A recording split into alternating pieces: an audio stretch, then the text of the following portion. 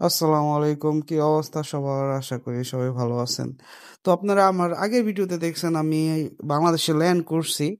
তো বাংলাদেশে ল্যান্ড করার পর আমার যে কল্পনা জল্পনা ছিল যে আমার ফ্রেন্ডদের সাথে আমি একটা সারপ্রাইজ দেবো বা ফ্রেন্ডদের সাথে দেখা করব, প্ল্যানিং মতন কিছুই হয়নি।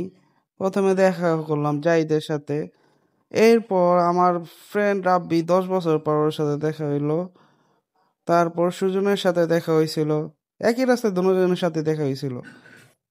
তারপর শাকিলের সাথে দেখা হইলো, ওর সাথে প্ল্যানিং করছিলাম ওরে আমি একটা সারপ্রাইজ দিবো। বাট আমাদের আব্বি ভাই, সে বুঝে উঠতে পারে নাই, কি বলবো, ফোনের ভিতরে বলছে অন্তর আইসা পড়ছে। হ হ। এরপর অতুলের সাথে দেখা হইলো। তো দুঃখের সাথে বলতে হইতাছে অতুল আর আমাদের সাথে এটাই দুনিয়ার থেকে যায় নাই। ও আছে, সৌদিতে আছে এখন। তুই এটি কি লেখছস? দেখাম। ও আমার কাজিন মিসকাত, ও আমাদের ছেড়ে চলে যেতেছে আমেরিকা। আমাদের অনেক কষ্ট লাগতেছে। ও অনেক কিউট, অনেক কিউট, মাশাআল্লাহ। এরপরে আসছি আমি বিয়ে শপিং করতে। তো এরপরে ব্লগে আমার নেক্সট অংশ থাকবে আমার ছোট বোনের বিয়ে। ইনশাল্লাহ আপনাদের সাথে ওইখানে দেখা হবে।